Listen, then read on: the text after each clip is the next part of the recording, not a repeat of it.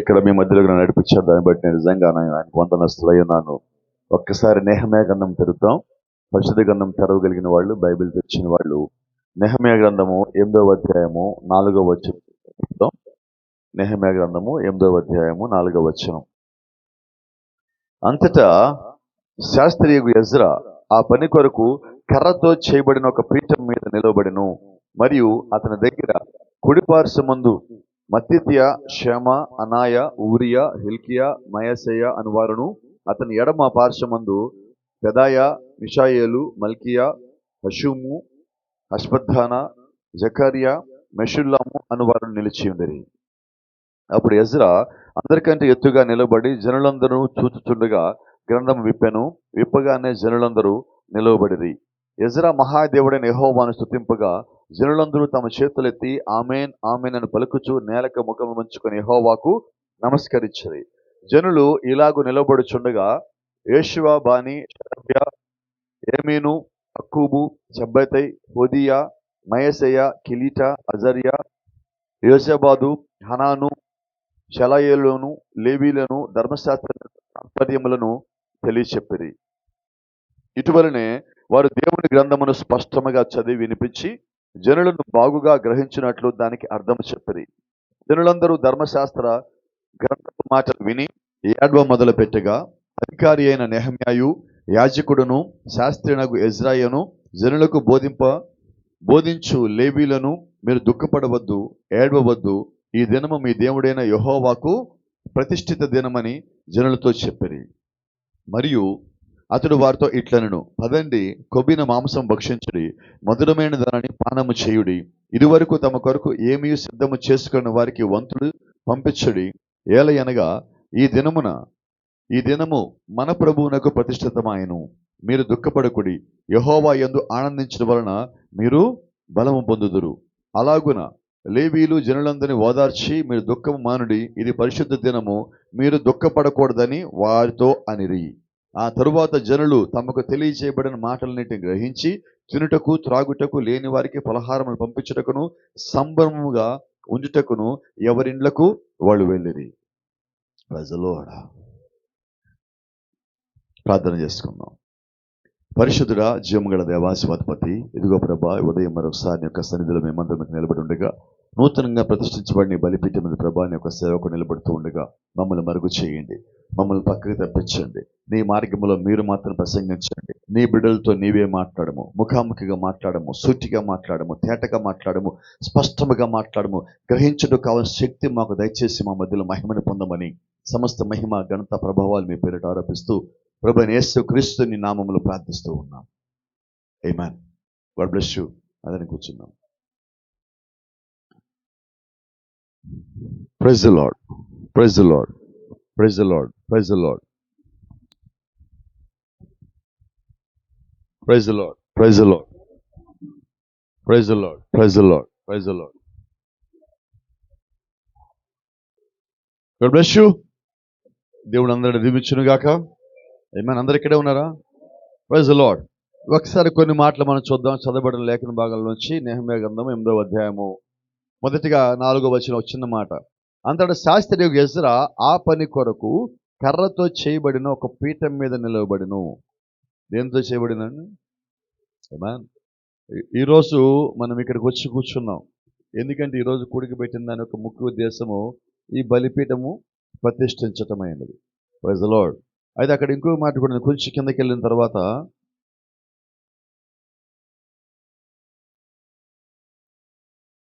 8వ వచనం, ఇటువలనే వారు దేవుని గ్రంథము స్పష్టముగా చదివి వినిపించి జనులు బాగా గ్రహించినట్లు దానికి అర్థం చెప్పిరి. ఇప్పుడు బలిపీఠం వెనకాల నిలబడి వాళ్ళు ఏం చేయాలి? అక్కడ లేఖనం స్పష్టంగా చెప్తున్నది. ఏమున్నది? వారు దేవుని గ్రంథమును స్పష్టముగా చదివి వినిపించి జనులు బాగుగా గ్రహించినట్లుగా దానికి అర్థము చెప్పిరి. ఈరోజు ఈ బలిపీఠం వెనకాల నిలబడే ఏ ఒక్క వ్యక్తి అయినా కూడా వారి గురించి చెప్పొద్దు, వారి ఆలోచనలు చెప్పొద్దు. ఏం చెప్పాలి లేఖనం అంటుందంటే, దేవుని గ్రంథమును స్పష్టముగా చదివి వినిపించి జనులు బాగుగా గ్రహించినట్లు దానికి అర్థము చెప్పిరి. ఎందుకొరకు దేవుడు బలిపీఠం పెట్టాడు, ఎందుకొరకు దేవుడు సేవకుని పెట్టాడంటే దేవుడికి ఒక ఉద్దేశం ఉన్నది. ఏంటంటే దేవుని యొక్క ఉద్దేశాన్ని దేవుని ప్రజలకు చెప్పటానికి దేవుడు ఎన్నుకుంటూ ఉన్నాడు. ఇది మానవుని ఎన్నిక కాదు, దేవుని యొక్క ఎన్నికై ఉన్నది. ఆ తర్వాత జనులందరూ ధర్మశాస్త్ర గ్రంథపు మాటలు విని, ఏం చదవండి అక్కడ, లోపలికి వచ్చాను, మీరు కూడా లోపలికి వచ్చాను, మీతో పని ఉంది నాకు ఇప్పుడు. 9వ వచనం చదవండి ఒకసారి. ఆ ఆ ఆ ఆ ఆ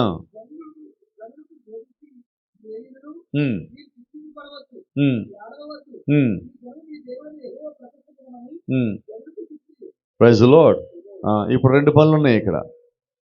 ప్రజలు చర్చికి వచ్చేటప్పుడు వారికి ఉన్న బాధలు, కష్టాలు, దుఃఖాలు, ఇబ్బందులు, శోధనలు, వేదనలు, అప్పాది బంధించినవి, ఆర్థికమైన శ్రమ, శోధన, ఆళ్ళేసి నింద, ఈళ్ళేసి నింద, వీటన్నిటితో చర్చిలకు వచ్చి ప్రార్థించేటప్పుడు ఏడుస్తూ ఉంటారు, కన్నీరు గారుస్తూ ఉంటారు, బాధపడతా ఉంటారు.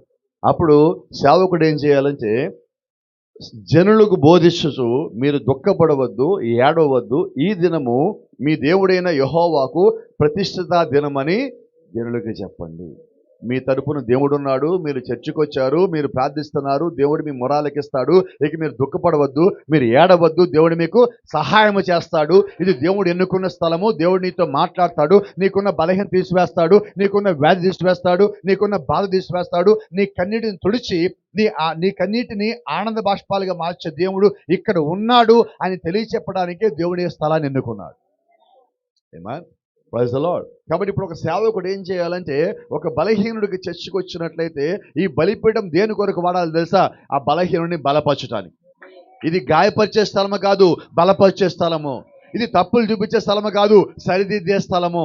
ఇది దేవుడు ఒక ఆత్మని కింద తీసుకొచ్చే స్థలము. అంతేగాని గాయపరిచి మనం ఒక ప్రసంగం సిద్ధం చేసుకొని ఒక వ్యక్తిని బలహీనపరచడానికి దేవుడి బలిపీఠం మనకి ఇవ్వాల. బలహీనుడిని, విరిగి నలిగిన హృదయం కలిగిన వాడిని, ఏడుస్తూ ఉన్న వారిని, ఏ ఒక్కడు చేర్చుకొని వాడిని, ఎక్కడ ఆదరణ దొరకవాలని ఇక్కడ ఆదరణ దొరుకుతుంది. నీ కన్నీడు తీసివేస్తాడు, నీ బలహీన తీసివేస్తాడు, నీ బాధ తీసివేస్తాడు, నీకు ఆదరణ ఇచ్చేవాడు ఇక్కడ ఉన్నాడని తెలియచేయటమే సేవకుడు యొక్క ఆలోచన అయి ఉండాలి. ఏమన్ సరిపోవట్లేదు నాకు. Praise the lord.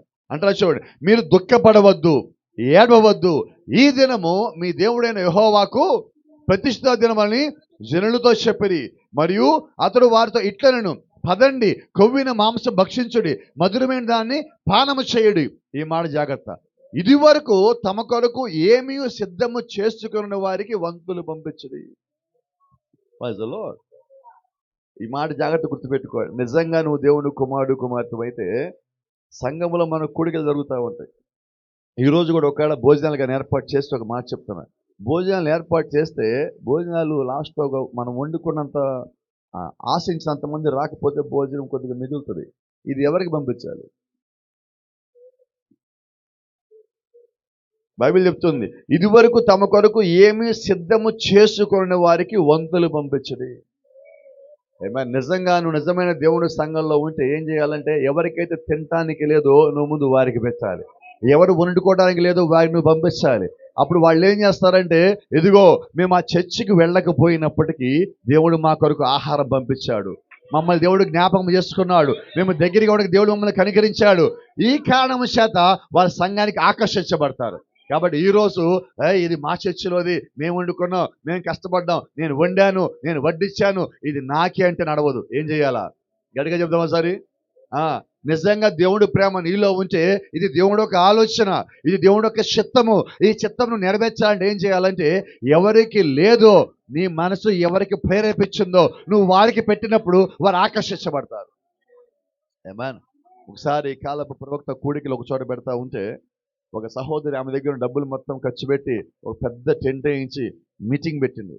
ఆమె నేరుగా పాంప్లెట్లు ప్రతి పట్టణానికి పోయి చుట్టుపక్కల గ్రామాలు మొత్తం పంచింది. ఒక చోట వస్త్రాలు సరిగ్గా లేకుండా ఒక వ్యక్తికి పాంప్లెట్ ఇస్తే ఆ పాంప్లెట్ తీసుకున్నాక అతను అడిగాడు, భోజనాలు ఉన్నాయా అని అడిగాడు. కూడికి వస్తానంటే రమ్మంటే ఆయన ఏమన్నాడు, భోజనాలు ఉన్నాయా అంటే ఉన్నాయి రా అన్నాడు. ఉన్నాయి రాయా, నీకెందుకు భోజనం పెడతా అన్నాడు. ఆశ్చర్యం ఏంటంటే ఆమె పంపించిన పాంప్లెట్లు మొత్తం ఇచ్చారు. 500 కుర్చీలు వేసింది. ఒక్కడు రాలా. ఈ ఒక్కడు వచ్చాడు భోజనం కోసం అని. ఆ ఒక్కడే వచ్చాడు భోజనం కోసం. ఎప్పుడైతే ఆ ఒక్కడు భోజనం కొరకు వచ్చాడో ఈ కాల ప్రవక్త వెళ్ళి ఆ ఒక్కడికే వాక్యం బోధించాడు. ఆ ఒక్కడు పట్టబడ్డాడు. భోజనం కోసం వచ్చినట్టు పట్టబడ్డాడు. పట్టబడిన తర్వాత ఆమె ఏడుస్తా ఉంది, ఇంతమందికి పంపించాను ఎవడు రాలేదంటే లాస్ట్లో ఒక వ్యక్తి వచ్చి కూర్చున్నాడు. ఫస్ట్ చివర కూర్చున్నాడు, అలాగ వచ్చి ముందులేలో కూర్చున్నాడు. తర్వాత వాక్యం విన్నాడు, నమ్మాడు, బాప్తిజం పొందాడు, తనేంటో తెలుసుకున్నాడు, తన జీవితం దేవుడు సమర్పించాడు. మళ్ళా ప్రవక్త అక్కడికి వచ్చేసరికి అతను సేవకుడుగా ఉన్నాడు. దేనికోసం వచ్చాడు? వినపడలా? ఎందుకని మనం కొడుకుల్లో భోజనాలు పెడతాం? అర్థమైందా? కొత్త వాళ్ళు వస్తే ముందు మీరు వాళ్ళ దగ్గరికి పోండి. పాత వాళ్ళు మీరు పట్టించుకోమాకండి. సంఘస్థులే, వాళ్ళ సంగతి వాళ్ళని చూసుకోమని చెప్పండి. మీ దృష్టి నూతనంగా సంఘానికి వచ్చే వారి మీద ఉండాలి. ఎందుకంటే వాళ్ళకి ఇక్కడ క్రమం ఏంటో తెలియదు. వాళ్ళు పలకరిచ్చే వాళ్ళు లేకపోతే వాళ్ళు వెళ్ళిపోతూ ఉంటారు. వాళ్ళకి మీరే బంధువులు, వారు మీ కుటుంబ సభ్యులు. దేవుళ్ళలోకి వచ్చేవారు. ఇదేనా బైబిల్ మనతో ఒక మాట చెప్తా ఉన్నది, మనం భూమి మీదకి ఎందుకు వచ్చామంటే నశించిపోయే వారిని అగ్నిలోంచి లాగటానికి మనం వచ్చాం. దాని కొరకు భోజనం అనే ఎర అక్కడ దేవుడు వారి ద్వారా పెట్టున్నాడు. కాబట్టి జ్ఞాపకం పెట్టుకోండి, వారిని ఏడవద్దని చెప్పారు, బాధపడద్దని చెప్పారు, దుఃఖపడవద్దని చెప్పారు. ఇళ్ల దగ్గర వండుకోకపోతే ఇదిగో సిద్ధపడకుండా కానీ వస్తే వారికి భోజనమును వంతులు పంపించమన్నాడు. ఏమా ఒక నిజమైన బలిపీఠం కింద కానీ మనం ఉంటే ఈ లక్ష్యములు మన లోపల ఉండాలి. ఎందుకంటే చర్చిలో ఎప్పుడు లాస్ట్లో మిగిలిపోయిన ఆహారం కొరకు, వండకుండా మిగిలిపోయిన ఆ సరుకుల కొరకు గొడవలు అవుతూ ఉంటాయి. అయితే నిజంగా దేవుని సంగమా మీ దగ్గర ఆ గొడవలు ఉండద్దు. ఎక్కడ రాదే ఆమెను ఇప్పుడు వచ్చి తీరాలా. ఏలయనగా ఈ దినము మన ప్రభువునకు ప్రతిష్ఠితమాయను, మీరు దుఃఖపడుకుడి, యెహోవా యందు ఆనందించడం వలన మీరు బలము పొందెదరు. Praise the lord. బలం ఎక్కడి నుంచి రావాలా? మా పాస్టర్ గారు, పెద్ద పాస్టర్ గారు, నాకు పెద్ద పాస్టర్ గారు తెలుసు, మాది పెద్ద సంఘము, పెద్ద మైక్ సెట్ పెట్టా, దీంట్లో ఎక్కడ బలం రాదు. బలం ఎక్కడ? యెహోవా యందు ఆనందించడం వలన బలము. మనకి బలం ఎక్కడంటే దేవుడి నుంచి రావాలా. అంతేగాని మాటల ద్వారా మనకి బలము కాదు, జ్ఞానం ద్వారా మనకి బలము కాదు. దేవుని చిత్తం వలన మనకి బలము రావాలా. ఆయన వాక్యం వినటం వలన మనకి బలం రావాలా. ఆయన వాక్యానికి లోబెనటం ద్వారా మనకి బలం రావాల్సి ఉన్నది. తర్వాత మాట చూడండి, అలాగే లేవీలు జనులందరినీ చదవండి. ఏంటది? ఎవరు ఓదార్చారు? లేవీలు. లేవీలు అంటే ఎవరు? యాజకులు. యాజకులు అంటే ఎవరు? మరి ఈ కాలం యాజకులు ఎవరు? ఎదిగో మీ ముందున్నారు వీళ్ళే. ఇంకొక ఆయన కనబట్టల్లా. ఇప్పుడు వీళ్ళు ఏం చేయాలి? అక్కడ ఏముంది చెప్పండి? ఏం చేయాలి మీ పని? వాళ్ళు ఏడుస్తాడు, ఆడ కర్మంతేలు, ఆడు అంతే ఏడుస్తాడు అంటాను లేదు. ఏం చేయాలి ఇప్పుడు? నిజం చెప్పనా, నిజంగా నీ సంఘం బలపడాలంటే ఒక పని చేయాలా. వాడు ఏడుస్తా ఉంటే నువ్వు కూడా వాడు పక్కన కూర్చో, అడ్డపడేడు. వాడు నవ్వినప్పుడు అక్కర్లా, సంతోషినప్పుడు అక్కర్లా. వాడు బాధలో ఉంటే నీ మోకాలు నేల కానిచ్చు. వాడు ఏడుస్తా ఉంటే నీ చెయ్యి వాడి భుజం మీద అయ్యి, నీతో పాటు నేనున్నా, నీకు ప్రార్థన చేస్తా, దేవుడు సహాయం చేస్తాడు, నీ తరపు నేను కూడా మొరపెడతా అని వారి బాధలో నీవు భారం పంచుకో. వారి ఓదార్చ విషయంలో నువ్వు అందరికైనా ముందుండు. ఎప్పుడైతే నువ్వు అలాగున్నావో దేవుడు మీ మధ్యలో ఉంటాడు. ఆయన అభిషేకం మీ మధ్యలో ఉంటుంది, ఆయన ఆత్మ మీ మధ్యలో ఉంటుంది, ఆయన వాక్యం మీ మధ్యలో ఉంటుంది, ఆయన మంట మీ మధ్యలో ఉంటుంది, ఆయన చూపు మీ మధ్యలో ఉంటుంది, ఆయన హస్తం మీ మీద ఉంటుంది. కాబట్టి ఏం చేద్దాం ఈ పూట నుంచి? చర్చిలో ఎవరికైనా బాగలేదంటే మీ మోకాళ్ళు ఎమ్మటే కింద కానాల, నేల మీద మీ మోకాళ్ళు ఉండాలా, మీ హృదయం వారితో పాటు ఉండాలి. నీకు అవసరమైన వాళ్ళు ఇంట్లో అడుగు పెట్టాలి. అడుగు పెట్టలేని పరిస్థితుల్లో నువ్వు ఉన్నావా, ఇంటిలోంచి నువ్వు ప్రార్థన చేయాలి. జ్ఞాపకం పెట్టుకుని, సంఘంలో ఒకరికి బాగలేదంటే వాళ్ళు సేవకుడికి లోబడే వాళ్ళైనా లోబడకపోయిన వాళ్ళైనా నీకు వ్యతిరేకంగా ఉన్నా నీవు మాత్రం ప్రార్థన చేయాల్సిందే, నువ్వు ప్రార్థించాల్సిందే. ఎందుకంటే దేవుడు నిన్ను పెట్టిన పని వారి నిమిత్తము నువ్వు దుఃఖపడాలా, వారిని నువ్వు ఓదార్చాలా. అక్కడ బైబిల్ చెప్తా ఉన్నది, అలాగూ లేవీలు జనులు అందరినీ, ఎంతమందిని? ఏడ్చే వాళ్ళు ఎంతమంది ఉంటే అంతమందిని. ఒకళ్ళ ఇద్దరా? ఏం భాష మా సంఘం అంతా ఏడుస్తుంటే దేవుడికి ఇచ్చిన ధనిత అంట. సంఘం అంతా బాధపడుతుంది, ధనిత దేవుడికి ఇచ్చింది. నువ్వు ఒక్కొక్కరి దగ్గరికి పోయి వ్యక్తిగతంగా వారితో నీ హృదయం కలగవాలా, వారి ఆలోచనలు బలపరచాలా, వారికి వాక్యాన్ని అందించాలా, ప్రార్థన అందించాలా, సాక్ష్యములు చెప్పాలా. ఎందుకంటే ప్రతి ఒక్కరము కూడా దేవుని యొక్క చిత్తాన్ని భూమి మీద నెరవేర్చేవారమై ఉండాలి. Praise the lord. అక్కడ ఇంకో మాట ఉంది, జాగ్రత్తగా వినండి. మీరు దుఃఖము మానుడి. Praise the lord. దుఃఖం మాని ఇంకో పని ఏం చేయాలంటున్నారు? ఏడవద్దు, బాధపడవద్దు, ఈ దినము యెహోవాది. Praise the lord. దేవుని నామానికి మహిమ. కొంచెం జాగ్రత్త చూద్దాం, అక్కడ ఒక చిన్న మాట ఉన్నది. ఇది పరిశుద్ధ దినము, మీరు దుఃఖపడకూడదని వారితో అనిరి. ఎప్పుడైతే నువ్వు సంఘానికి వచ్చున్నావో, నేను అంటున్నా, నువ్వు ప్రార్థన చేసినా, సంఘానికి వచ్చినా, వాక్యాన్ని చదివినా, ప్రతి దినము పరిశుద్ధ దినమే. ఈ రోజు మనం జీవిస్తున్న ఈ కాలం ఏ కాలం అంటే, ఒక్కరోజు పరిశుద్ధ దినము కాదు, ప్రతిరోజు పరిశుద్ధ దినమే. ప్రతిరోజు పరిశుద్ధ దినమే. మరి ప్రతిరోజు పరిశుద్ధ దినం అయితే మరి సేవకుని పని ఏంటి?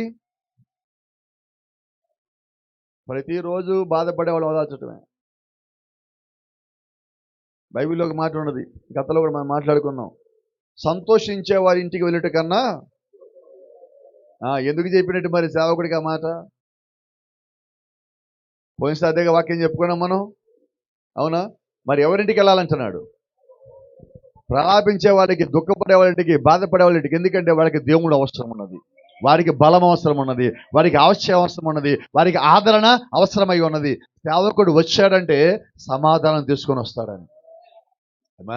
మీకు తెలుసలేదు, దావీదింటికి సమూయేలు ప్రవక్త వస్తున్నప్పుడు ఊరు గుమ్మం దగ్గర ప్రజలందరూ ఎదుర్కొని ఏమడిగారు సమూయేలుని? అయ్యా, సమాధానకరంగా వస్తున్నావా అంటే సమూయేలు అన్నాడు, అవును, సమాధానకరంగానే వస్తున్నానన్నాడు. ఇంతే సేవకుడు వస్తా వస్తా ఏం తెస్తాడంటే ఒక శుభవార్త తీసుకొస్తాడు, సమాధానం తీసుకొని వస్తాడు. Praise the lord. ఈ రోజు నేను కూడా ఇదిగో ఈ బ్రహ్మపురి గ్రామానికి సమాధానం తీసుకొని వస్తామన్నాను. ఆమేన్. అంతేకాదండి, ఇక్కడి నుంచి మీకు శుభవార్త కూడా తీసుకొని వచ్చాం. ఏంటి శుభవార్త అంటే, ఇదిగో మీ మధ్యలో ప్రతిష్ఠించబడిన బలిపీఠం మీ మధ్యలోకి వచ్చి ఉన్నది. ఆమేన్. ఎందుకంటే దేవుడు ఇక్కడి నుంచి ఈ యొక్క బలిపీఠాన్ని వాడుకొని ఇక్కడి నుంచి ఆయన మీద ప్రసంగం చేయడానికి ఇది దేవుడు ఎన్నుకున్న స్థలమై ఉన్నది. Praise the lord. దేవుని నామానికి మహిమ కలుగును గాక. ఒక చిన్న మాట చూద్దాం. లేవీకాండం 4వ అధ్యాయం 25వ వచనం. లేవి 4:25. ఇది పాప పరిహారార్థ బలి. యాజకుడు పాప పరిహారార్థ బలి పశు రక్తంలో కొంచెం తన వేలుతో తీసి దహన బలిపీఠము కొమ్ముల మీద చమిరి దాని రక్త శేషమును దహన బలిపీఠము అడుగున పోయేవలను. Praise the Lord. గొర్రెని వధించిన తర్వాత దాన్ని తీసుకొని వచ్చి అంటున్నాడు, ఆ పశువు రక్తంలో కొంచెము తన వేలుతో తీసి దహన బలిపీఠము కొమ్ముల మీద చమిరి దాని రక్త శేషము దహన బలిపీఠము అడుగున పోయేవలను. ఆమేన్. ఈరోజు మన మధ్యలో ఉన్నది ఇదే ఆ బలిపీఠం. ఇదే పాప పరిహార్థ బలిపీఠము, ఇదే దహన బలిపీఠము, ఇదే బోధించే బలిపీఠము, ఇదే దేవుడు ఎంచుకున్న బలిపీఠము, ఇదే వాక్యము బలిపీఠము, ఇదే చెక్క బలిపీఠము, అన్ని బలిపీఠాలు ఇదే.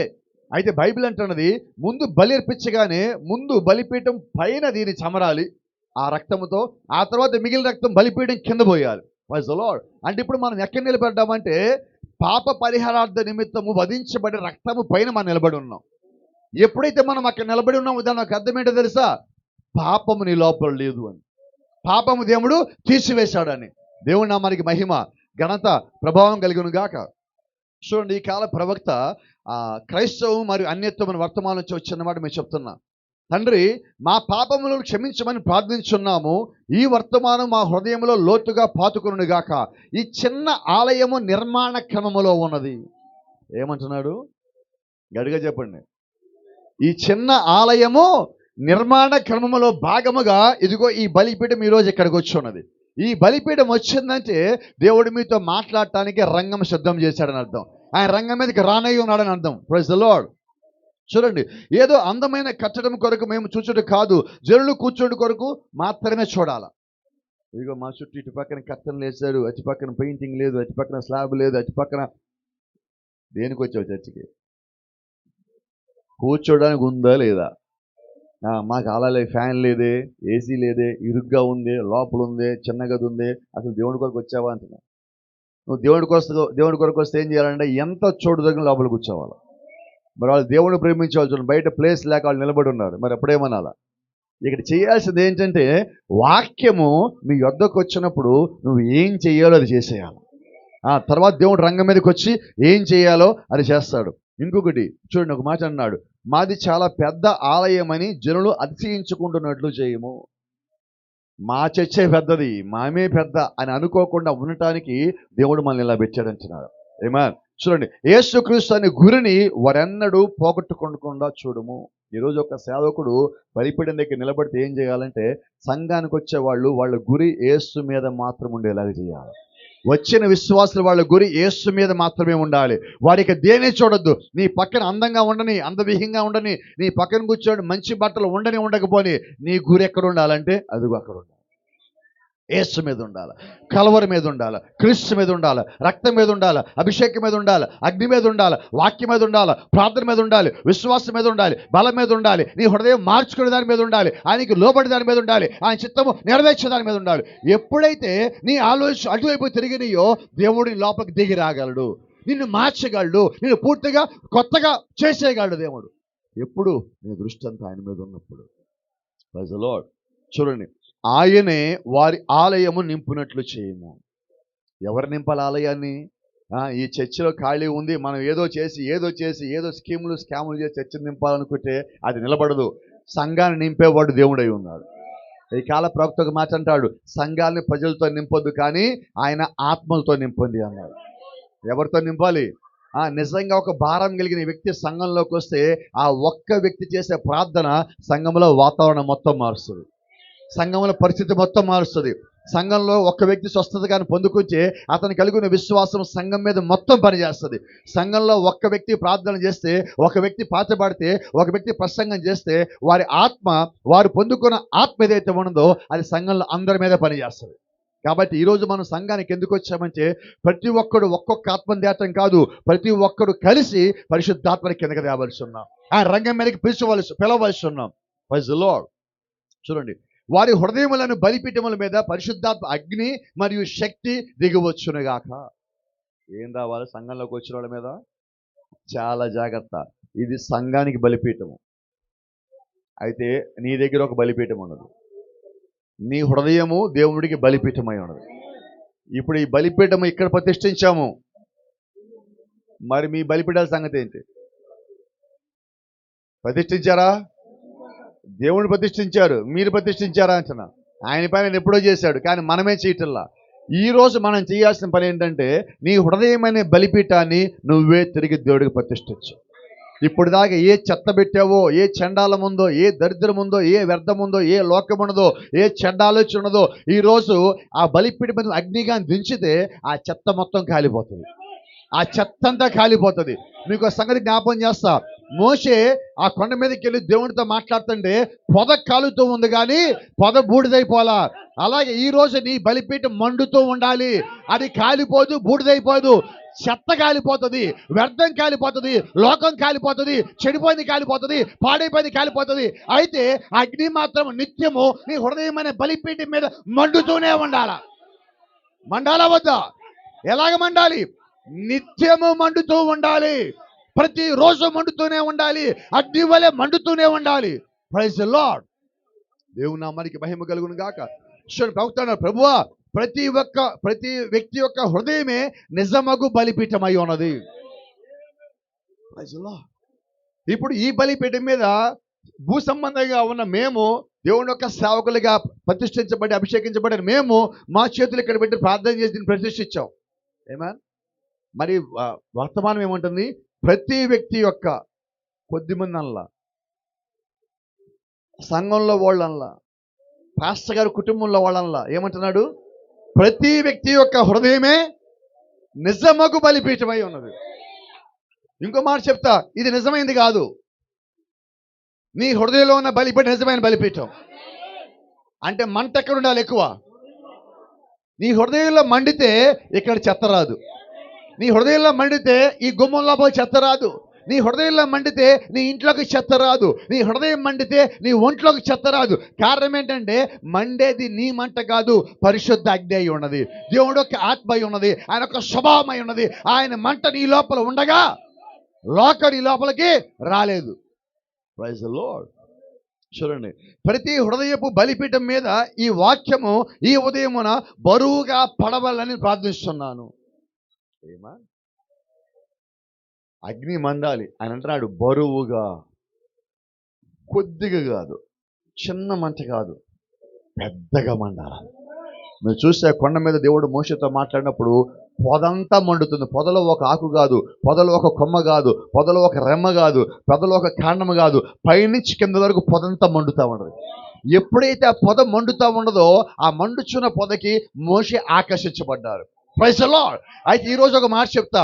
ఈ బ్రహ్మపురిలో, ఈ యానములో, ఈ గిరిజనపేటలో ఎవరైతే ఉన్నారో ఈ పొదలన్నీ కూడా మండుతా ఉంటే మిమ్మల్ని చూసి ప్రజలు ఆకర్షించబడాలి. మిమ్మల్ని చూసి వారు ఏంటి మంట, ఏంటి అగ్ని, ఎక్కడి నుంచి వచ్చేది ఈ మంట అంటే ఈ మంట మాది కాదు, ఆ పొదకు తెలుసు ఆ పొదలోంచి మంట రాదని. అయితే పొదకో సంగతి తెలుసు, అది మండుతూ ఉన్నదని. ఆ మంట ఎక్కడిదంటే ఆ పొద అంటది ఈ మంట నాది కాదు, ఈ మంట దేవుడిదై ఉన్నది.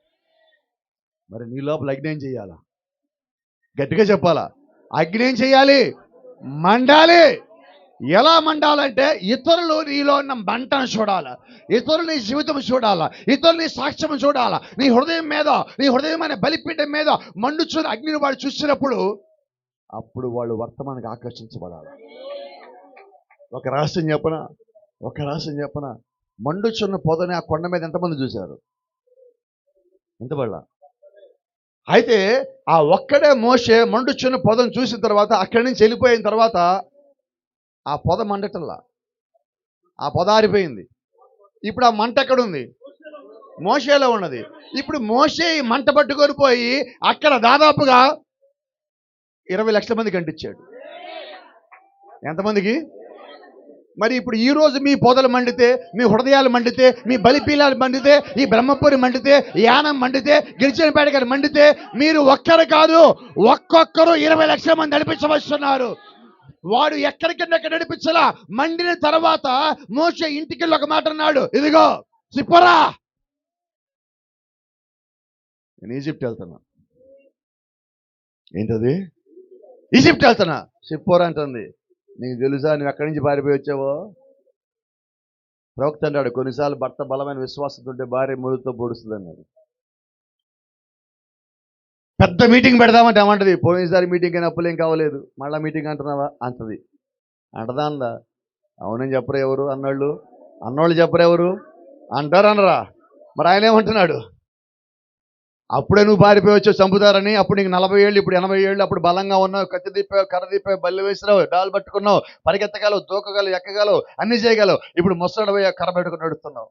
ఇప్పుడు పోతావు నువ్వు యుద్ధానికి అంటున్నావు. అయితే మోషే అంటున్నాడు, ప్రవక్త అంటున్నాడు, ఒకవైపు నుంచి చేస్తే యుద్ధం, 3 వైపుల నుంచి చేస్తే ముప్పేట దాడి, 4 వైపుల నుంచి యుద్ధం చేస్తే దాని పేరు దండయాత్ర. ఇప్పుడు మోషే చేస్తుంది దండయాత్ర. 80 ఏళ్ల ముసలాయన చేసే యుద్ధం పేరేంటి? దండయాత్ర. ప్రవక్త అన్నాడు విజన్ టు ఇన్వాజన్ అన్నాడు. దర్శనం నుంచి దండయాత్ర వరకు అన్నాడు. ఎక్కడి నుంచి ఎక్కడికి? కొండ మీద దర్శనం చూశాడు, దండయాత్రకు బయలుదేరాడు. భార్య అంటున్నాడు పోదాం అన్నాడు. భార్య అంటే అయ్యో ఇదిగో ఇప్పుడే పొద్దునే కూర వండాను, చికెన్ వండాను, మటన్ వండాను, చేపలు వండాను, ఇవన్నీ ఇక్కడ ఉన్నాయి, మళ్ళీ మనం ఎప్పుడు వస్తామంటే మోషే అన్నాడు ఇది వెళ్ళే ప్రయాణం కానీ వచ్చే ప్రయాణం కాదు, పదా అన్నాడు. ఎల్లుడే కానీ వచ్చుడు లేదంటున్నాడు. Praise the Lord. ఆమంటది పక్కింటి వాళ్ళు చెప్పి వస్తానంటున్నది. పక్కింటి వాళ్ళు చెప్పాల్సిన పని ఇంక వెళ్ళటమే, మనం మళ్ళీ వచ్చేదే లేదు. ఎందుకంటే ఇక మనం ఈ లోకంలో ఉండము. ఎప్పుడైతే నీ హృదయం మండినదో, ఎప్పుడైతే అగ్ని కిందకు వచ్చావో, ఎప్పుడైతే మంట లోపలికి వచ్చిందో నీవు ఈ లోకాన్ని పట్టించుకో. ఇక్కడ ఇల్లు పట్టించుకో, స్థలం పట్టించుకో, ఇబ్బంది పట్టించుకో, వేదన పట్టించుకో, బాధ పట్టించుకో, శోధన పట్టించుకో. నీ ప్రయాణము వాగ్దాన దేశం వైపు అయి ఉంటుంది. నీ ప్రయాణము విడుదల వైపు అయి ఉంటుంది. నీ ప్రయాణము విమోచన వైపు అయి ఉంటుంది. నీ ప్రయాణము దేవుని చిత్తం వైపు అయి ఉంటుంది. నీ ప్రయాణము దేవుడికి లోబట్టం అయి ఉంటుంది. ఇప్పుడు చెప్పండి, మోషే ప్రయాణం ఎక్కడికి? ఇంకో మాట చెప్పొచ్చా? Thank you Lord. ఇప్పుడు మంట ఎవరిలో ఉన్నది? బలిపీఠం ఎవరిలో ఉన్నది? మోషే ఉన్న బలిపీఠం మండుతుందా? మండుతానే ఉంది. ప్రవక్త అంటున్నాడు అప్పుడప్పుడు మోషే కోటి తీసేలా చూసుకుంటాడు లోపల మండుతుందా లేదా. లోపల మండుతానే ఉంది. 40 ఏళ్ళు మండింది అది. ఒక్కసారి ఆ మంట అంటుకున్నాక మోషే చనిపోయేదాకా లోపల మండుతానే ఉన్నది. అలాగే ఈరోజు ఈ బలిపీఠం యొక్క ప్రతిష్ట నీ హృదయంలో మండితే నువ్వు భూమి నుంచి వెళ్ళిపోయేదాకా అది మండుతూనే ఉండాలి. నిత్య అగ్ని నీ లోపల నిత్యము మండుతుండే ఉన్న అగ్ని. ఆ అగ్ని వాక్యం అయి ఉన్న అగ్ని అయి ఉండాలి. అది వర్తమానమైన అగ్ని అయి ఉండాలి. పరిశుద్ధాత్మ అగ్ని అయి ఉండాలి. ఆశ్చర్యం తెలుసా? ఒకవేళ నీ హృదయం మండకపోయి రాత్రి ఒక మాట చెప్తా, ఈ మధ్యాహ్నం ఒక మాట చెప్తున్నా. మోషే వెనకాల సిప్పోర నడిచింది. సిప్పోర మండట్లప్పటికి మోషే వెనకాల నడుస్తున్నది. ఎందుకంటే సిప్పొరకు నమ్మకం ఉన్నది. అక్కడి నుంచి భయపడి పారిపోయిన వచ్చిన వ్యక్తి ఇప్పుడు మళ్ళా అక్కడికి పోతున్నారంటే ఏదో జరిగినది. ప్రవక్త అంటున్నాడు, మోషే కుక్కల్ని ఇటొకరిని పట్టుకొని గాడిద మీద ఆమె ఎక్కించి బయలుదేరిపోతా ఉంటే మోషే గడ్డం దాదాపుగా మోకాల దాకా ఉంది. ఈ గడ్డం గాలికి గుర్తుంది. అప్పుడు దాకా వంగి నడుస్తున్న మోషే కర్రబట్టుకొని ఎప్పుడైతే దేవుడు పిలిచాడో ఈ వెన్నెముక సరైపోయింది. మోషేకి బలహీనత మొత్తం సరైపోయినది. ఇప్పుడు మోషే నడుచుకుంటూ వెళ్తా ఉంటే ఆమె ఆశ్చర్యపోతుంది. ఆమె అంటుంది, మోషే నువ్వేనా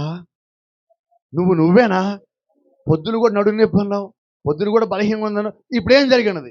ఎప్పుడైతే నీ హృదయం మండినదో, ఎప్పుడైతే నీ గుండెలో వాక్యం మండినదో, నీ హృదయం అనే బలిపీఠం మండినదో, మొట్టమొదటిగా దేవుడు నీకు స్వస్థత ఇస్తాడు, దేవుడు నీకు ఆరోగ్యం ఇస్తాడు, దేవుడు నీకు శక్తి ఇస్తాడు, దేవుడు నీకు బలం ఇస్తాడు. ఆ ప్రయాణంలో కావాల్సిన శక్తి మొత్తము దేవుని లోపల పెట్టే ఉంటాడు. ఆయన నీకు అప్పగించిన పని సంపూర్ణమయ్యేంత వరకు నీకు కావాల్సిన శక్తిని, బలమును, జ్ఞానమును, విశ్వాసమును దేవునికి ఇచ్చివేసి ఉన్నాడు. కాబట్టి మన హృదయాలు మనటం ముఖ్యమేనా? ఎంత ముఖ్యం? అన్నిటికన్నా అదే ముఖ్యం. కాబట్టి ఈరోజు మన హృదయాలు ఎంత మండాలి? అయితే నేను అనుకుంటూ ఉంటాను, ఆదివారం ఇంగ్లీష్లో ఏమంటారు, సోమవారం ఏమంటారు? ఎందుకు మండే అన్నారు? ఆదివారం మండి సోమవారం చల్లబడిపోతుంది, ఎందుకంటే దేవుడు కూడా దాన్ని మండే అని పెట్టాడు. అలాగని గుర్తొస్తుంది కదా మనకు. కానీ మనం మండటల్లా. సండే అయినా మండే అయినా మనం ఎప్పుడు మండుతూనే ఉండాలి. నీ బలిపీఠం మండుతూనే ఉండాలా, నీ ఇంట్లో కుటుంబ బలిపీఠం మండుతూనే ఉండాలా, నీ మోకాలు ప్రతిరోజు నేల కాంతానే ఉండాలా, ప్రతిరోజు వాక్యం పనిచేస్తూనే ఉండాలా. ఈరోజు ఏం వారమో నాకు అవసరంలా. నేను ఎప్పుడు కూడా చర్చిలో నుంచి బయటకు వచ్చిన తర్వాత నాకు అది ఏ వారమో తెలియదు, ఎందుకంటే ప్రతిరోజు నాకు ఆదివారమే, ప్రతిరోజు ఆదివారమే. ఈరోజు ఏం వారం నాకెందుకు? ఏ వారం అయితే బలిపీఠం మీదకి వెళ్తే అది మండే రోజు, లేదా వాక్యం తయారు చేసుకుని సిద్ధపడే రోజు, మొత్తానికి వాక్యంలో ఉండే రోజు. నువ్వు మండాలా లేదంటే వాక్యంలో ఉండాలా, రెండింటిలో ఏదో జరుగుతూ ఉండాలి. అలాగుంటేనే దేవుడిని వాడుకోగలడు. అలాగుంటేనే కుటుంబం భద్రంగా ఉంటుంది, కుటుంబం జాగ్రత్తగా ఉంటుంది, కుటుంబం బాధ్యతగా ఉంటుంది, నమ్మకంగా ఉంటుంది, విశ్వాసంగా ఉంటుంది. కారణం ఏంటంటే నీ కుటుంబంలో దేవుడు నేను నిత్యము చూస్తూనే ఉన్నాడు. ఆమేన్, ప్రైజ్ ది లార్డ్. ఆమేన్. చూడండి, దాని నుండి వారు ఎన్నడూ దూరము కాకుండానట్లు చేయము. ఈ కాల ప్రవక్త ప్రార్థిస్తుంటున్నాడు, ప్రతి హృదయం నిత్యము మండుతూ ఉండాలి, వారి హృదయం అనే బలిపీఠం మండుతూ ఉండాలి, దాని మీద బరువైన అగ్ని వాళ్ళ మీద పడుతూ ఉండాలి. ఆ పడ్డ అగ్ని నుంచి వారెన్నడూ దూరం కాకుండా ఉండినట్లు చేయము. ఆమేన్. అంటే ఈరోజు దేవుడు మనల్ని ఎలాగ ప్రార్థన చేయాలంటే, ప్రభువా నాకు అప్పులు తీర్చు, ప్రభువా నాకు కష్టాలు తీర్చు, ఇంటి మీద ఏం మేలు తీర్చు, డాక్టర్ డబ్బులు కట్టాలి, దానికి ఇవ్వు ప్రభువా. ఈ ప్రార్థన కదా చేయాల్సింది. ఏం ప్రార్థన చేయాలి? నా హృదయం మండాలి ప్రభువా, ఈ మంటకి నేను దూరం కాకూడదు ప్రభువా, ఆరాధనకు దూరం కాకూడదు ప్రభువా. నాలో మంట ఎలాగ ఉండాలంటే పక్కనోని కూడా మండించేలాగా నేను మండాలి, నా కుటుంబంలోని మండించేలాగా ఇంకా నేను మండాలి. ఎందుకంటే ఇంకా మనం మంచిగా ఉంటాం, పాస్టర్ గారు ప్రార్థన చేయండి, నా భర్త మారల, పాస్టర్ గారు ప్రార్థన చేయండి, మా అత్త మారల, పాస్టర్ గారు ప్రార్థన చేయండి, నా పిల్లల మారల. నువ్వు మండు ఇంట్లో ముందు, నువ్వు మండి ఇంట్లో నీ మంటను చూసి, నీ జీవితం చూసి, నీ సాక్ష్యం చూసి వారు ఆకర్షించబడాలి. ఆ మంట వారిని అడ్డుకోవాలి, ఆ మంట వారిని కాల్చాలి. ఈ మంట హాని చేయదు, ఈ మంట మేలు చేస్తుంది. అంతేనా? Praise the lord. వారు సువార్త యొద్దకు స్వస్థ బుద్ధితో వచ్చినట్లు చేయము. ఎప్పుడైతే నువ్వు వాక్యంతో మండావో నీ చుట్టుపక్కల వాళ్ళు ఏం చేస్తామంటే వాక్యం వినటానికి నువ్వు స్వస్థపడతావని నమ్మకంతో ఇక్కడికి రా, నువ్వు స్వస్థతను పొందుకొని పోతావని తయారు చేయాలి. ముందు నేను నమ్మాలి. Praise the lord. ముందు నేను నమ్మాలి స్వస్థత దొరుకుతుందని, ఆ తర్వాత నేను ఇంకొకరికి చెప్పాలి. అప్పుడు దేవుడు రంగం మీదకి వచ్చి కార్యం చేస్తాడు. వారి కోసం కాదు, నువ్వు నమ్మావు కదా, దాన్ని బట్టి దేవుడు కార్యం చేయాలి. ఆమేన్. సంఘంలోకి వచ్చిన వాళ్ళలో ఒక్కడు ఈరోజు దేవుడు స్వస్థత చేస్తాడని నమ్మితే అందరిని దేవుడు స్వస్థపరుస్తాడు. ఒక్కడు మండితే సంఘం మొత్తం దేవుడు మండిస్తాడు. ఒక్క ఆత్మను పొందితే సంఘం మొత్తం ఆత్మను పొందుకుంటారు. ఒక్కడు ఒప్పుదలకు వస్తే సంఘం మొత్తం ఒప్పుదలకు వస్తాడు. ఆ ఒక్కడు ఎవరై ఉండాలంటే ఆ ఒక్కడు నేనై ఉండాలని ప్రతి ఒక్కరు మనం అనుకోవాలి. ప్రతి ఒక్కరు మండుతో రావాలా. నువ్వు ఇంట్లోంచి బయలుదేరతానే ఒక మండుచున్న అగ్నిగోళం వల్ల సంఘానికి రావాల్సి ఉన్నావు. నిన్ను చూసిన వారు ఇదిగో నేను కూడా వీరిలాగా జీవించాలి కదా, నేను వీరిలాగా ప్రార్థించాలి కదా, ఇటువంటి సంఘాన్ని నేను వెళ్ళాలి కదా అని వారు ఆకర్షించబడినట్లుగా మన జీవితాలు ఉండాలి. Praise the Lord. ఆమేన్. దెయ్యపు శక్తులకు వారి హృదయములను తెరవనీయకము. అంటే బలహీనతలు నీ దగ్గర రాకుండా ఉండాలంటే నువ్వు వాక్యం కింద మండుతూ ఉండాలి, బలిపీఠం మీద మండుతూ ఉండాలి, దేవుని చిత్తంలో మండుతూ ఉండాలి, పరిశుద్ధ అగ్ని కింద నువ్వు మండుతూ ఉన్నప్పుడు అపవాది వస్తాడు, రాకుండా పోడు. అయితే వాడు నువ్వు మండటం చూసి అనుకుంటాడు, ఇది నేను వచ్చే ఇల్లు కాదు, ఇది నేను వచ్చే స్థలం కాదు, ఇదిగో ఈ బ్రహ్మపురికి నేను రాకూడదని ఆ బ్రిడ్జికి అవతలాడు పారిపోవాలా? పారిపోవద్దా? ఎట్ట చెప్తాడు పారిపోడు, వచ్చేస్తాడు. గట్టిగా చెప్తాం ఒకసారి, ఇంకొంచెం గట్టిగా, ఇంకొంచెం బలముగా, ఉద్రేకంగా కేకలు గంతులు, ఏదో శరీర అలజడి కాదు, నిజమైన క్రీస్తు యొక్క ప్రేమాత్మను పొందినట్లు చేయము. కేవలం నేను మండుతా, నేను నడుస్తానని, కేకలేస్తానని, గద్దిస్తాను నడవకూడదు. అయితే ప్రేమ కూడా ఉండాలా. నువ్వు మండించే మంట, ఆ మంటలో అన్నిటికైనా ముఖ్యమైనది పైన మండే పరిశుద్ధాత్మ అయితే, ఆ కింద ఒప్పుదలైతే, ఆ కింద పక్కన వాళ్ళు కాల్చేదైతే, అన్నిటికైనా అట్టడుగున అత్యంత బలమైన శక్తి ప్రేమ అయి ఉన్నది. ఆ ప్రేమ నువ్వు గెలవలసి ఉన్నాం. చూడండి, ఆయన తన ప్రేమను, తన శక్తిని అక్కడ వెల్లడి చేయను. కాబట్టి ఈరోజు మనం ఎలాగ ఉండాలంటే, నిజంగా నువ్వు దేవునికి సంబంధించిన వ్యక్తివి, అగ్నితో వాక్యంతో నింపబడి మండుచున్న వ్యక్తివైతే, నీలో దేవుడిలో ఉన్న ప్రతి గుణ లక్షణము ఉండాలి. ప్రతి కణము దేవుడు నీ లోపల పెట్టున్నాడు. ఈ గడి వర్తమానం అంటున్నది, తండ్రి తన కలిగిన సమస్తాన్ని కుమారులో కుమ్మరించాడు, కుమారుడు తన కలిగిన యావత్తును పెంతెకోస్తు దినమున సంఘంలో కుమ్మరించాడు అన్నాడు. మరి ఇప్పుడు సంఘంలో ఉన్నది ఎవరు? తండ్రి ఏదైతే కలిగి ఉన్నాడని కుమారులో ఉంటే, కుమారులో ఉన్నది మొత్తం సంఘంలో ఉన్నది. అంటే ఇప్పుడు పరిశుద్ధాత్మను పొందుకుంటే పరిశుద్ధాత్మలో సమస్తము ఉన్నాయి. ఇప్పుడు ఆ సమస్తము నీకేం తెలియజేస్తాయి అంటే, దేవుడి చిత్తము నీకు తెలియజేస్తాయి. అందుకే యేసుక్రీస్తు యోహాను సువార్త 14వ అధ్యాయం అంటాడు, ఇదిగో నేను మిమ్మల్ని అనాథలుగా విడిచిపెట్టను, కానీ నేను మీ యొద్దకు ఆదరణకర్త అనగా పరిశుద్ధాత్మను పంపుదును. ఎందుకు? నేను మీకు ఏ సంగతిని బోధించానో వాటిని మీకు ఆయన జ్ఞాపకము తీసుకొని వస్తాడు. ఈరోజు ఎందుకు మనకి పరిశుద్ధాత్మ కావాలంటే, మనం ఎక్కడి నుంచి వచ్చామో తెలియచేయటానికి, మన స్థానం ఏంటో తెలియచేయటానికి. ఈరోజు బలిపీఠం దేని కొరకంటే, ముందు బోధించేవారు స్థానం తెలుసుకోవటానికి, 2 సంఘానికి వచ్చి వినేవారు ఒక స్థానం తెలియచేయటానికి, ఆ తర్వాత అందరం కలిసి ఆయన వైపు నడవటానికి. అందుకొరకు దేవుడు సంఘాలను పెట్టాడు, అందుకొరకు దేవుడు బలిపీఠాలను పెట్టాడు, అందుకొరకు దేవుడు బలిపీఠాలని అభిషేకిస్తున్నాడు. Praise the Lord. కాబట్టి సంఘానికి ఎందుకు వచ్చి మనం ఇప్పుడు, మా సంఘంలో ఇది లేదు, మా సంఘంలో అది లేదు, మా సంఘంలో మైక్ సెట్ లేదు, పంపు సెట్ లేదు, లైట్ లేదు, ఇవన్నీ చెప్పడానికి కాదు. నువ్వే ఇక్కడ లైట్ అయ్యి ఉన్నావు, నువ్వే ఇక్కడ నీరు అయి ఉన్నావు, నువ్వే ఇక్కడ మంచ అయి ఉన్నావు, నువ్వే ఇక్కడ అగ్ని అయి ఉన్నావు. బ్రహ్మపురి గుమ్మంలో అడుగు పెట్టిన ప్రతి ఒక్కరికి ఒక మాట చెప్తున్నా, నువ్వు మండుచున్న అగ్నిస్తంభం. కరెంటు పోయింది, ఇందాక ఆగిపోయినది, అయితే వెంటనే నీ లోపల కరెంటు పోనే పోదు, నీ పవర్ కట్ కానే కాదు, నీ లైట్లో ఫిలమెంట్ మాడిపోదు. కారణం ఏంటంటే, అది పరలోకంలో ఉన్న అగ్ని, బలిపీఠం మీద ఉన్న అగ్ని, మందిరంలో ఉన్న అగ్ని. ఆ అగ్నే ఇప్పుడు నీ లోపల మండుతూ ఉన్నది. కాబట్టి ప్రపంచంలో కొండపోత వర్షం పడ్డా నువ్వు నడుస్తూ ఉంటే నీ లోపల అగ్ని మండుతూనే ఉంటుంది.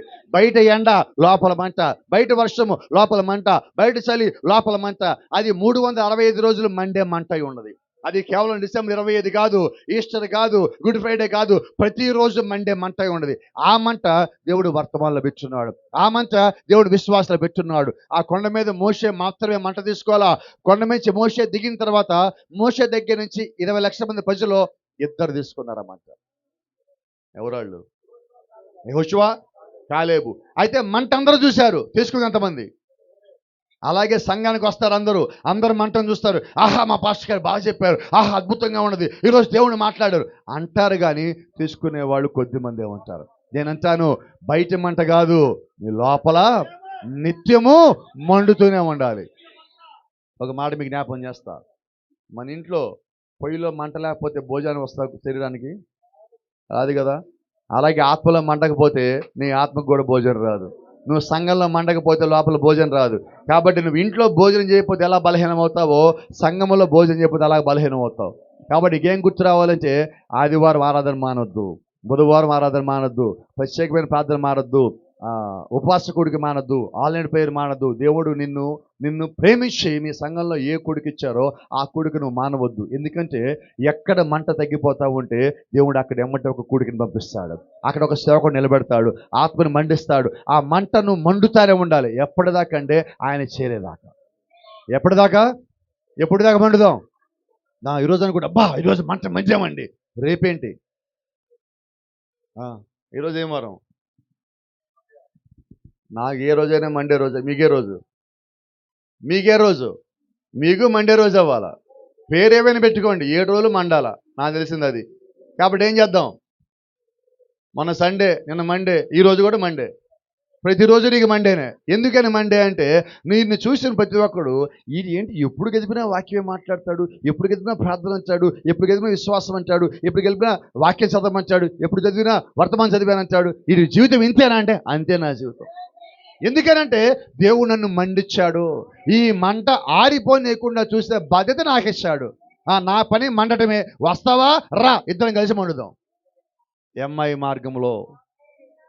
మార్గంలో దేవుడు వారి మధ్యలో మాట్లాడినప్పుడు, దేవుడు వారి మధ్యలో మాట్లాడి వెళ్ళిపోయిన తర్వాత వారిద్దరు అంటున్నాడు, ఆయన మార్గ మధ్యలో మనతో మాట్లాడినప్పుడు మన హృదయములు ఎందుకు మండలేదా అంటే, వాడికి ఎప్పుడు గుర్తొచ్చిందంటే, వచ్చిన వాడు దేవుడని తెలిసే వాళ్ళకి గుర్తొచ్చింది. వాడు అంటున్నాడు, ఆయన దేవుడని మనకు తెలిసే సమయానికి ఆయన మాట్లాడుతున్నప్పుడు ఎందుకో తెలియకుండా మన హృదయాలు మండుతున్నాయి కదా. ఏంటో తెలుసా, వాళ్ళ హృదయాల్లో ఉన్న బలిపీఠాలని దేవుడు ఎంఐ మార్గంలో మండించాడు. ఈ రోజు ఇక్కడికి నువ్వు ఎందుకు వచ్చావు?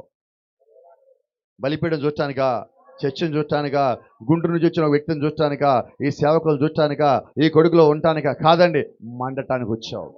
నీ బలిపీఠం మండాలి, అది ఆరిపోవడానికి వీల్లేదు. అయితే నువ్వు ఎప్పుడైతే మండుతున్నావో ఆ మంట మీద నీళ్లు పోయడానికి ఒకడు వస్తాడు, ఆ అగ్ని చల్లార్చడానికి ఒకడు వస్తాడు. నీలో బలం లేకుండా చేస్తాడు, విశ్వాసం లేకుండా చేస్తాడు, బలహీనతలు పెడతాడు, ఇబ్బందులు పెడతాడు, శోధనలు పెడతాడు, నిందలేస్తాడు, అగ్ని చల్లారేలాగా చేస్తాడు. అయితే ఒక్కసారి నీ మోకాలు నేల కానిస్తాయి, నీ కుటుంబంలో ఒక్కసారి మోకాలు అనిస్తే, నువ్వు కొద్దిగా సమయం తీసుకుని మోకాలు అనిస్తే, ఈ కాల ప్రవక్త అంటున్నాడు, భూమి మీద అత్యంత బలహీనుడు మోకాళ్ళ మీద ప్రార్థన చేస్తే సాతాను మోకాళ్ళు వణుకుతాయి అన్నాడు. ఎవరి మోకాళ్ళు? ఇప్పుడు సాతాను మోకాళ్ళు వణకాలంటే నీ హృదయం మండాలి. నీ హృదయం మండాలంటే నీ మోకాలు నేల కానాలి. నువ్వు సంఘానికి రాగానే ఒక చిన్న మాట చెప్తా, నువ్వు పోయిన స్థలంలో కూర్చోవద్దు. ఈ కాల ప్రవక్త అంటున్నాడు, నీ బలిపీఠం వద్దకు వచ్చి మోకరిల్లి ప్రార్థన చేసి దేవునితో సమాధాన పడి ఆ తర్వాత వెళ్ళి నీ స్థలంలో కూర్చో. వినబడలా? ఇక్కడ సంఘానికి వచ్చేవాడు ఒకసారి చేయొద్దండి. ఎవరున్నారో స్థానిక సంఘం వాళ్ళు చేయొద్దండి. ఏ సంఘానికి వెళ్ళేవాళ్ళని చేయొద్దండి. అందరూ చేతులు తేలా, ఎవరు చర్చలకు పోరా? ఏ సంఘానికి వెళ్ళినా పర్లా చేయొద్దండి. ఈ రోజు నుంచి మీరేం చేయాలంటే, మీరు ఏ చర్చికి పోయినా మీరు ముందు బలిపీఠం దగ్గర రండి. ఆ చర్చిలో బలిపీఠం మోకర్లండి, ప్రార్థన చేయండి. మీరు మండాకెళ్ళి మీ స్థలంలో కూర్చోండి. ఇప్పుడు సేవకుడు ఆది కాండం గురించి ప్రసంగం చేయాలని మొత్తం సిద్ధం చేసుకొస్తే ప్రకటన గ్రంథం గురించి మీతో మాట్లాడతాడు. ఎందుకని? నువ్వు మండావు కదా, ఆ మంట ఆయన లోపలికి పోయి ఆ మంట మిగతా అందరిని మండిస్తుంది. కాబట్టి నీవు మండటము చాలా ప్రాముఖ్యము, నీ బలిపీఠం మండటము ఇంకా ప్రాముఖ్యము. నువ్వు ఇక్కడి నుంచి మంట మండినప్పుడు, నువ్వు ఏదైతే దేవుడి నుంచి ఆశించి ప్రార్థించి మొరపెట్టి కన్నీరు కాచి ఇంట్లో నుంచి సంఘానికి వచ్చి కూర్చున్నావో, అదే దేవుడితో మాట్లాడినప్పుడు నువ్వు ఇంటికి వెళ్ళంటావు, నేను ఇంట్లో ఏం ప్రార్థించానో అదే దేవుడు నాతో మాట్లాడాడు. నీ బలిపీఠం ఇంకా మండుతుంది, నీ హృదయం ఇంకా మండుతుంది. ఆ మంట నిత్యము మండుతూ నిత్యాగ్ని వల్ల నీతో పాటు ఉండాలి. God bless you. దేవుడు మిమ్మల్ని దీవించును గాక. షాలోమ్.